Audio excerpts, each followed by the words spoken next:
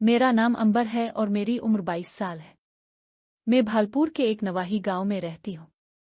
मेरे माँ बाप का इंतकाल मेरे बचपन में ही हो गया था।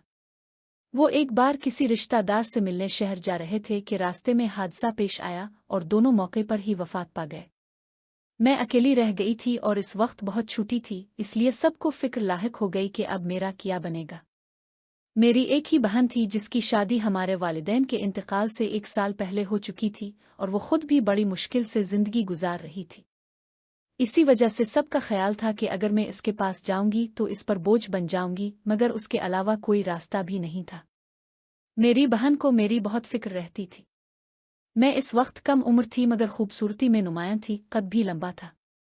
मेरे बहनोई भी मुझे अपनी छोटी बहन की तरह समझते थे और मेरा बहुत ख्याल रखते थे, इसीलिए मेरा दिल बहन के घर में लगा रहता था।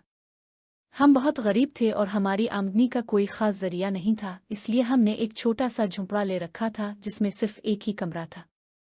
एक ही कमरे में रहना हमारे लिए मुश्किल होता था, खास तौर पर जब मैं बड़ी होने लगी तो मुझे शर्मिंदगी महसूस होने लगी। शुरू में मैं जल्दी सो जाती थी, मगर जब आधी रात को आवाज़ें आतीं तो मुझे अंदाज़ा हो जाता कि मेरी बहन और बहनोई मसरूफ़ हैं। मैं उन्हें वक्त देने के लिए कुछ देर के लिए पड़ोस में चली जाती थी और फिर 1 घंटे बाद वापस आ जाती थी। वक्त गुजरता गया और मैं मुकम्मल तौर पर जवान हो गई। मेरी दोस्ती महल्ले की लड़कियों से भी हो गई। वो अक्सर हैरान होती कि हम सब एक ही कमरे में कैसे रहते हैं और मुझे मशवरा देती थीं कि मुझे अलग हो जाना चाहिए। एक रात बिजली चली गई और अंधेरा हो गया। हम तीनों सो रहे थे कि मेरी बहन बाथरूम के लिए बाहर गई। मेरे बहनोई नींद में थे, मगर किसी आवाज़ की वजह से उन्हें लगा कि शायद मैं बाथरूम गई हूँ। उन्होंने इसी गलतफहमी में मुझे अपनी बीवी समझ लिया और अपनी तरफ खींच लिया। मैं नींद में थी मगर इस हरकत से जाग गई।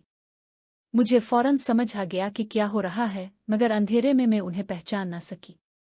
मैं सोचती रही कि क्या उन्हें बताऊं कि मैं उनकी बीवी नहीं बल्कि अंबर हूं, मगर इसी कश्मकश में खामोश रही। कुछ देर बाद मेरी बहन वापस आ गई और मैं फौरन अलग हो गई। इस वाकये ने मुझे अंदर से हिला दिया। मैंने सोचा कि अगर मैं यहाँ रही तो मेरी बहन का घर बर्बाद हो सकता है, इसलिए मुझे यहाँ से चले जाना चाहिए। मैंने फैसला किया कि मैं अपनी पढ़ाई के लिए शहर जाऊंगी।